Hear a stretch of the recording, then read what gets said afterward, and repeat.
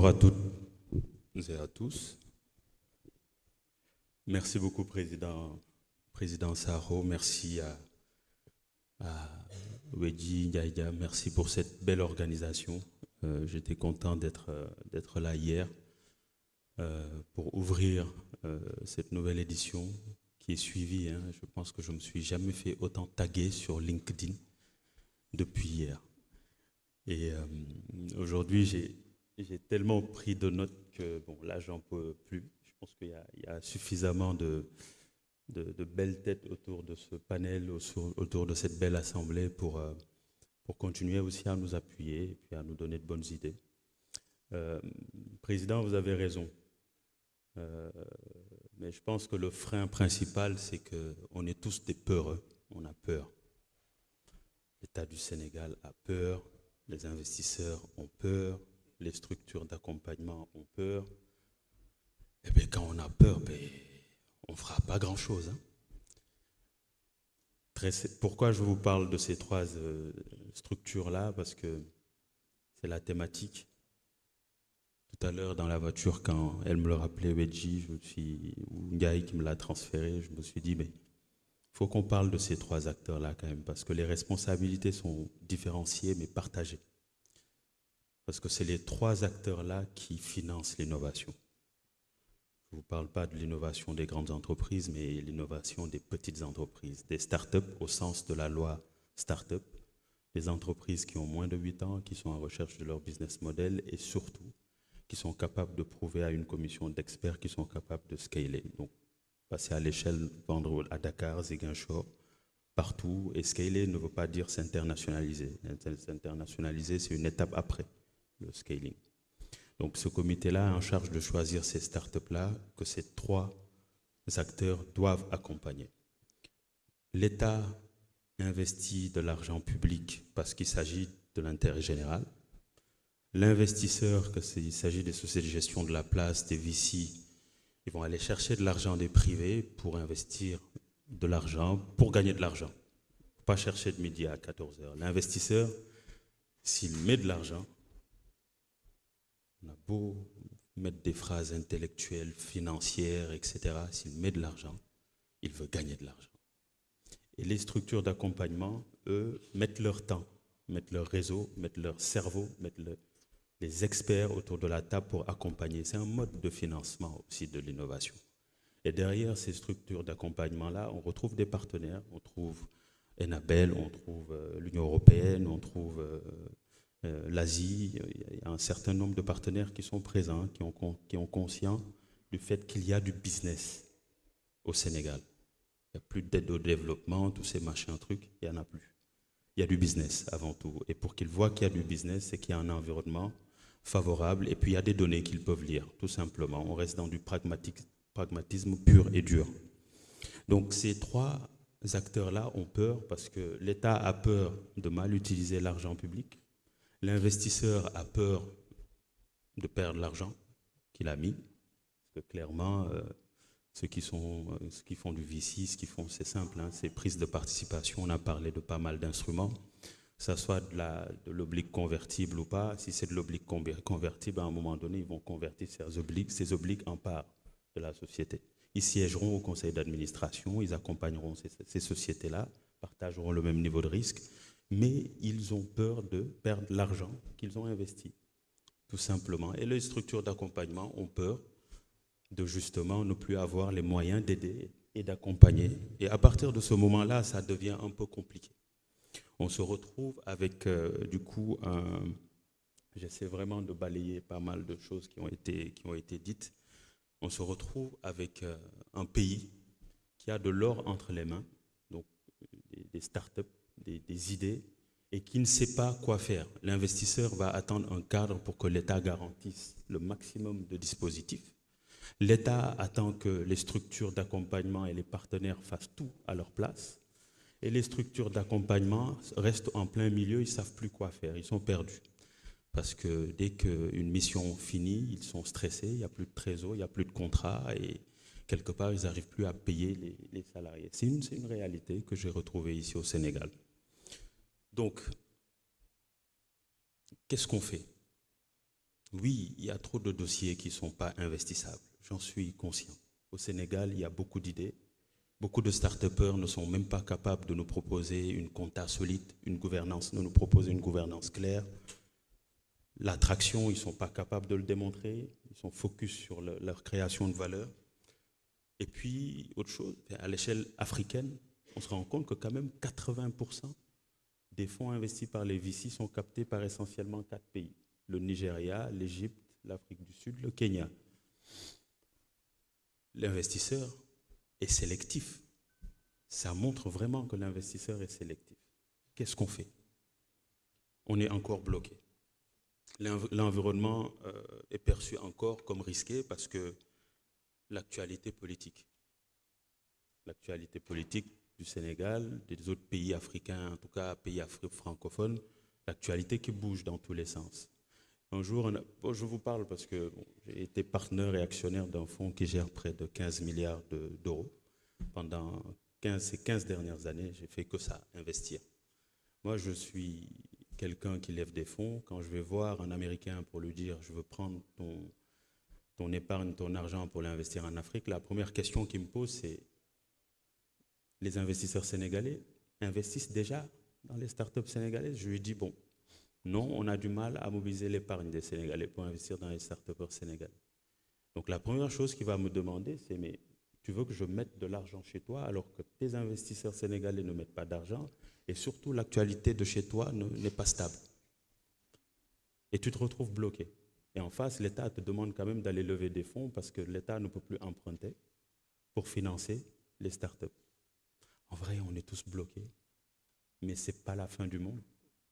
Parce que ce qu'on a identifié, c'est que ces 3 acteurs doivent naturellement être liés, qu'il y ait un pacte entre ces 3. Qu'il y ait un pacte entre l'État, entre les investisseurs et entre les structures d'accompagnement. Et qu'il y ait une commission qui matérialise le bon fonctionnement de ce pacte. Et dans cette commission sera représentée toutes les entités que vous avez listées tout à l'heure. La PME, le Fonds 6, l'ADER, toutes ces structures-là qui ont été proposées par l'État comme étant une solution pour promouvoir les startups et les accompagner. Donc cette commission qui s'appelle l'ACEAC, c'est la commission d'évaluation, d'appui et de coordination, sera mise en place avec cet écosystème-là et sera aussi assaisonnée avec des experts de la place qui maîtrisent le dispositif des startups et surtout qui ont un track record qui peuvent nous aider à labelliser et puis surtout à aller lever les 300 millions de dollars qu'on est censé aller chercher. Parce que c'est ça l'objectif ces 3 prochaines années, c'est de lever 300 millions de dollars pour un fonds catalytique. C'est un fonds de fonds qui n'a pas pour vocation d'investir en direct dans les sociétés, mais de passer via d'autres VC de la place ou d'autres qui viendraient ici siéger au Sénégal pour eux investir dans les sociétés parce qu'ils ont le savoir-faire, la connaissance du marché, puis le track record qui permet de le faire. Et puis autre chose, en décembre, il y a l'ASC, la conférence africaine des startups, qui lance sa petite réunion en Algérie. Et l'idée, c'est justement de discuter du cadre d'investissement. Le Sénégal est un marché trop petit. Si je lève 300 millions de dollars, je suis désolé, mais la couche sénégalaise ne me rendra pas rentable. Il faut que je m'ouvre. Il faut que ce fonds de fonds serve aussi à investir dans des startups gambiennes, guinéennes, ivoiriennes, tunisiennes. C'est comme ça qu'on arrivera à les attirer ici au Sénégal, via des facilités. Et des facilités qui sont aujourd'hui présentes dans le nouveau décret d'application de la Startup Act. Et c'est en cela que ça devient un pacte entre les startups, les investisseurs, les structures d'accompagnement et l'État.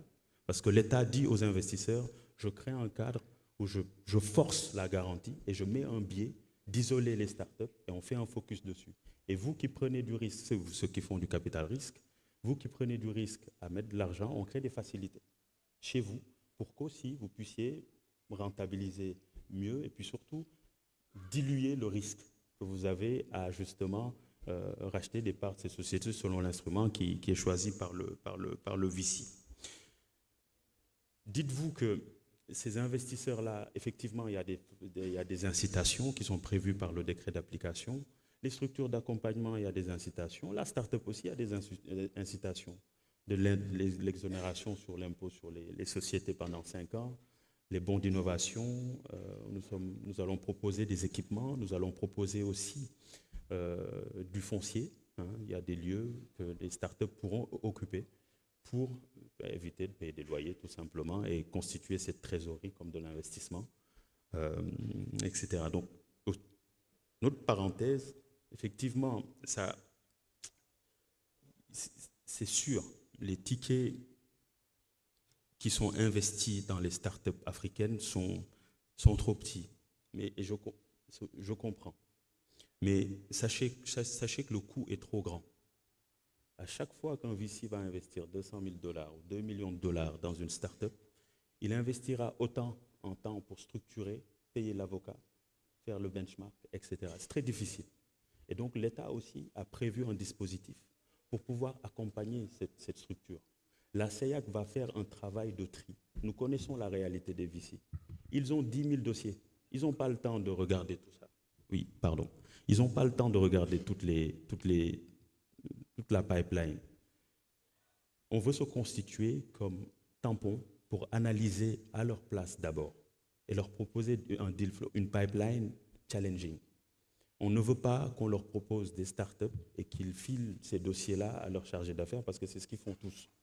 Ils n'ont pas 10 000 cerveaux, 10 000 mains, ils vont filer à leur chargé d'affaires. Et puis maintenant, il y a l'IA qui permet, via des scores, de dire tel deal répond au test d'investissement de tel ou tel fonds. Et puis c'est sur cette base qu'ils choisissent.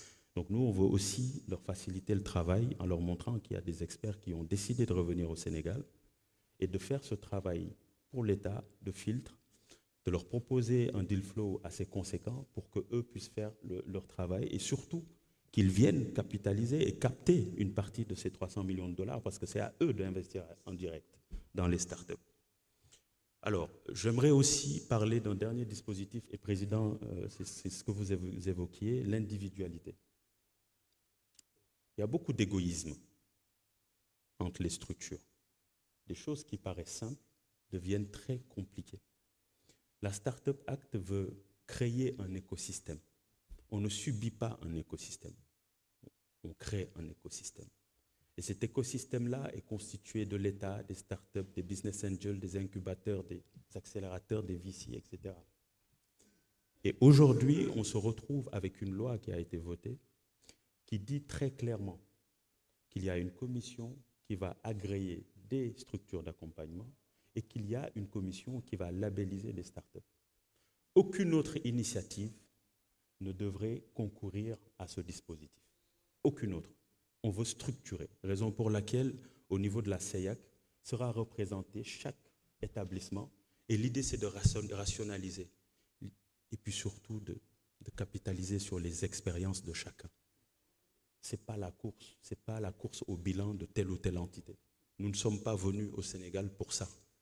Nous sommes venus pour structurer quelque chose et être suffisamment compétitifs pour montrer aux Africains, aux startups africaines, qu'au Sénégal, il y a un cadre qui mérite la peine de venir siéger ici, parce que nous croyons en vous. Et le Kenya, le Rwanda ne m'impressionnent pas. Hein.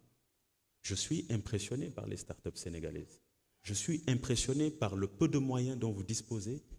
Est-ce que vous réalisez? Hier, il y avait un robot qu'on m'a montré ici, ça a été fait par des Sénégalais. Les JOG approchent très rapidement, des jeunes ont proposé des applications. Quand tu parles, le Wolof, le Serer qui sort en quasi real time, vous imaginez l'impact chez les touristes lors des JOJ prochains? Et ils l'ont fait en quasiment 2 mois. Et moi, c'est ça en fait qui m'attire au Sénégal. C'est ce savoir-faire. Et sachez-le, nous avons fait du VC pendant tellement d'années, croyez-moi. Ces termes financiers que vous entendez sont très abstraits. Mais nous comptons vous faciliter l'accès à ce dispositif. Je parle des startups, je compte aussi faciliter le travail aux investisseurs, je compte faciliter le travail aux structures d'accompagnement. Mais cela se fera que si on s'assoit tous autour de la même table. Et cette loi existe et nous allons la dérouler. Et Inch'Allah, nous espérons début l'année prochaine les premières labellisations et un premier closing à 80 millions de dollars qui est prévu d'ici fin premier trimestre 2026. Je vous remercie.